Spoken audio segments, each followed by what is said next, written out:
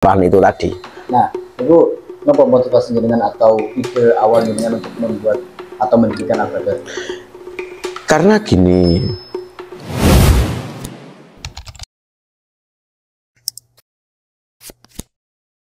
tentu ada 1, 2, 3 pasti saya akan didatangi orang-orang seperti itu. Saya butuh ceramah, kemudian baru mulai. Saya itu punya mentor majelis yang sekarang majelisnya besar dan semua orang tahu. Akhirnya penghujat hanya akan menjadi penghujat, kita semakin berkembang.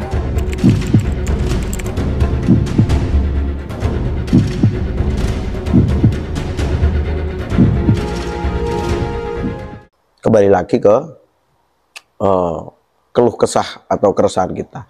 Kita anak pondok pesantren itu ingin ngaji kitab yang runtut.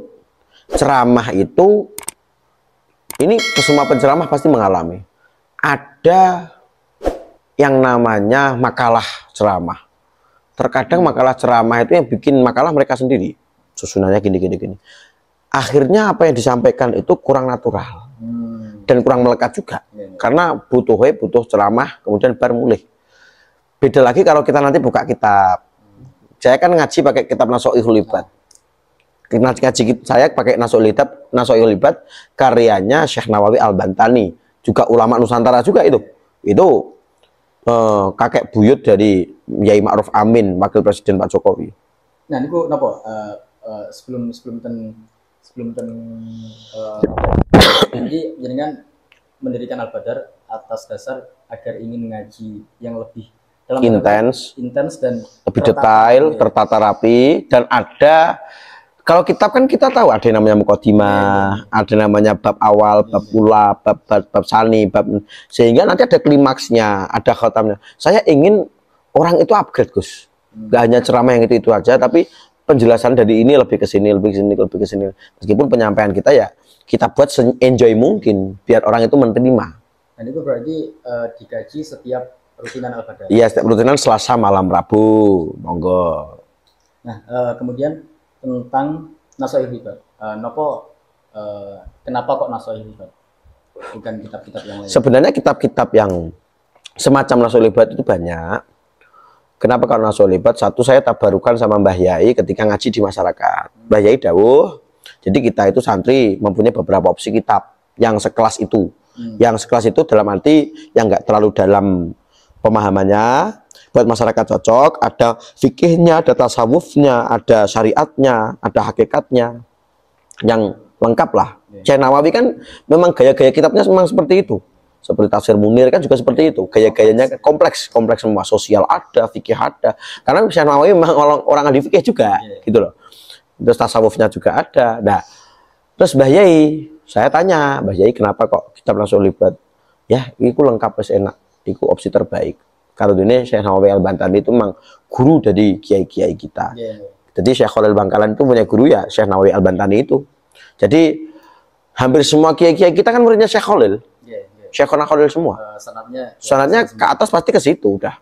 Bahasa Mas Ali juga muridnya Syekh Nawawi. Artinya tidak ada alasan untuk kita tidak mengambil itu.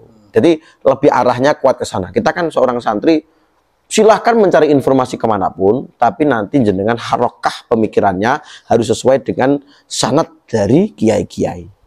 Gitu loh, Gus. Biar kita selalu ada yang ngawal, dan keberkahan itu Gus yang dicari, Gus. Kita orang bodoh, Gus. Kemudian tentang Nasoihul Ibad niku Al-Badar ya. Al-Badar awal niku langsung Nasoihul Ibad atau apa? Awal-awal Al-Badar itu kita pakai, kan ngaji ini kan saya mulai sejak puasa ya Gus ya. Puasa kemarin itu. Jadi Al-Badar ini sudah 1,5 tahun, tapi Selasa malam Rabunya baru puasa kemarin. Oh, betul. Nah, sebelumnya itu malam 5 losan hanya kita mau tidur, ya sholawatan aja. Terus kok sholawatan tapi kayaknya ngaji, akhirnya saya pakai ngaji. Kitabnya yang pertama itu Fadhailus Syahri Ramadan. Oh, karena puasa. Jadi tabarukan Ramadan, saya ingin mulai rutinan itu. Apalagi ganjarannya poso kan memang luar biasa kalau buat ngaji. Long turune tok wae koyok ibadah apa meneh ngajine ngoten lho nggih. Kamu bagus ibadah Gus. Jadi seperti itu Gus. Akhirnya kita pakai Fadhil Syahr Ramadan biar orang itu tahu sing bener ki niate piye, Ramadan apa Ramadani, traweh iki sing bener piye, prakteknya piye. Ya seperti itu. Enteng-enteng saja. Terus awal niku apakah jenengan pun cukup dikenal oleh masyarakat sehingga pendirian Al-Badar ini buatan terlalu struggling, buatan terlalu susah atau susah sekali karena dengan dalam konteks permajlisan atau Al-Badar ini ya sangat baru. Bukan berarti nggak susah Gus ya, tetap susah. Cuman mungkin seperempat atau sepertiga masalah dari personality branding itu agak terjawab. Karena sebelum Al-Badar ini terbentuk, saya sudah terkenal menjadi penceramah. Ketika saya buat majelis, orang tinggal tanya, Gus baru nggak majelis toh? Ya seperti itu. Tapi bukan berarti nggak struggling.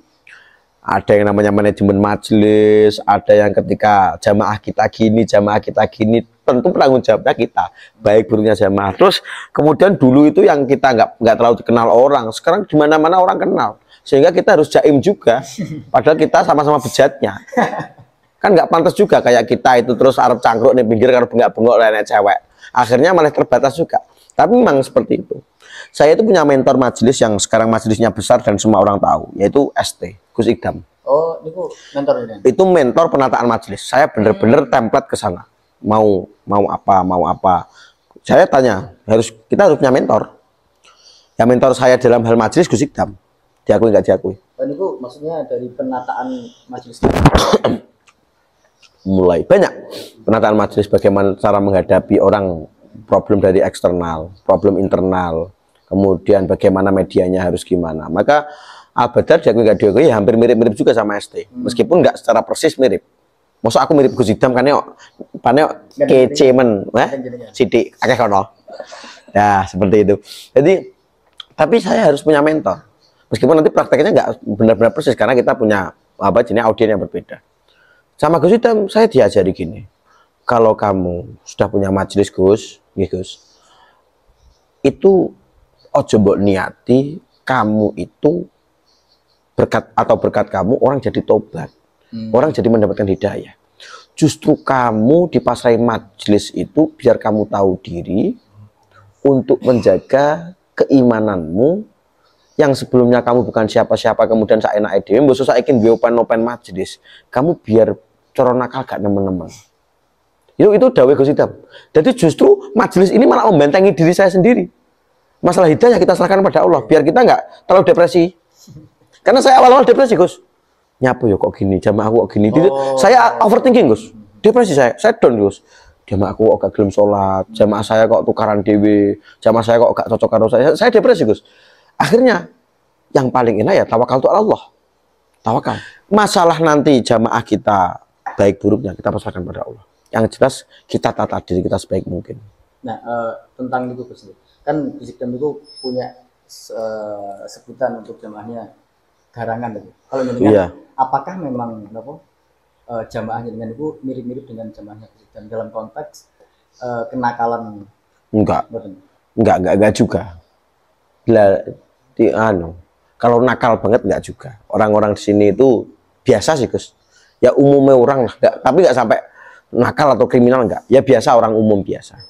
Jadi ya mungkin sholat bolong-bolong, cara pas wayahe nimbang ngono kae rada dicolong-colong sithik, tapi nggak sampai kriminal, nggak sampai. Jadi mungkin dosisnya masih parah jamaahnya Gus Idam mungkin ya. Wonten beberapa jamaah jenengan yang jenengan kemudian mengaku bahwa Gus kula singen gini. Kemudian sekarang alhamdulillah. Ya ada, tentu ada. 1, 2, 3 pasti saya akan didatangi orang-orang seperti itu. Ini orang-orang sini atau orang luar?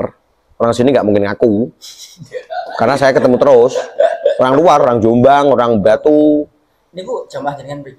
Ya rutin dia. Orang Batu ada, dengan tadi malam juga hadir orang Batu. Pulang jam 1 malam udah, karena mambo subuh kayak Ewi.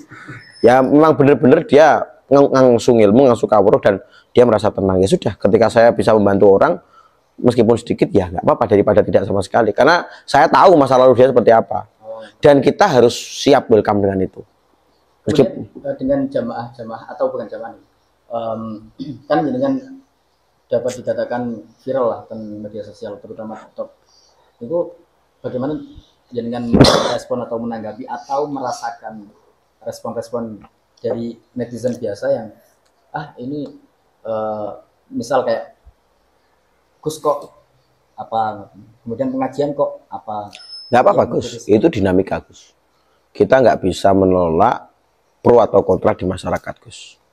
Kembali lagi, nanti kedewasaan yang menjawab ini. Kedewasaan dari si yang dikritik ya, termasuk saya sendiri. Itu dinamika dari perkembangan masyarakat sosial.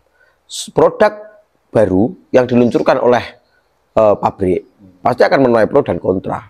Konsekuensi. Selain konsekuensi, itu adalah lab uji Gus. Lab uji. Produk ini pasti belum sempurna. Pro dan kontra itu kita anggap saja pembenahan. Oh, enek suara ini ya kita benahi. Oh, enek suara ini, oh kita benahi. Ada hujatan seperti ini, oh kita benahi. Hujatannya ki anu ceramahnya gak penak, ya kita penaknya toh. Oh, ceramahnya ini kurang lucu, ya kita lucukan. Ini terlalu lucu kayak materi, kita apa sih materi? Akhirnya penghujat hanya akan menjadi penghujat, kita semakin berkembang. Ya itu pro kontra. Nanti itu sudah nilai uji. Apapun, sebaik apapun orang, ketika dia menjadi hal yang baru di masyarakat, pasti pro kontra. Nggak usah jauh-jauh kiai Gus. Kanjeng Nabi saja juga seperti itu kok. Ketika dia mengaku sebagai Nabi dan Rasul, wah pro kontra itu udah. Yang iman semakin iman, yang nggak iman musuh ini karu-karuan. Dan itu memang lab uji Gus, memang bagi saya loh ya. Itu sudah lab uji. Dan kamu harus melewati neraka itu kalau mau menjadi tokoh yang berkualitas. Harus melewati neraka itu. Kalau kamu nggak mau dihujat, ya nggak usah jadi apa-apa. Udah mau nganggur dirasani tonggo kok. Jadi dalam taraf tertentu jangan bersyukur atas kritik-kritik ini. Ya sebenarnya pengennya sih gak dihujat, tapi dari wong mulya ya Gus ya. Pengen awake dhewe loh ya. Tapi kan nggak ada seperti itu Gus. Ya bara. Pengen mangan enak ya leren blonjo sik kok. Lah mie instan sing kanan jenenge instan aja digodhog. Kan ra enak terus ujuk-ujuk mateng. Cek pakai digodhog mie instan. Siap Gus, balik dan Gus Idam itu. Iya. Bagaimana pertemuan jenengan kali Gus Idam? Bagaimana jenengan kenal? Bagaimana jenengan dan Gus Idam saling kenal?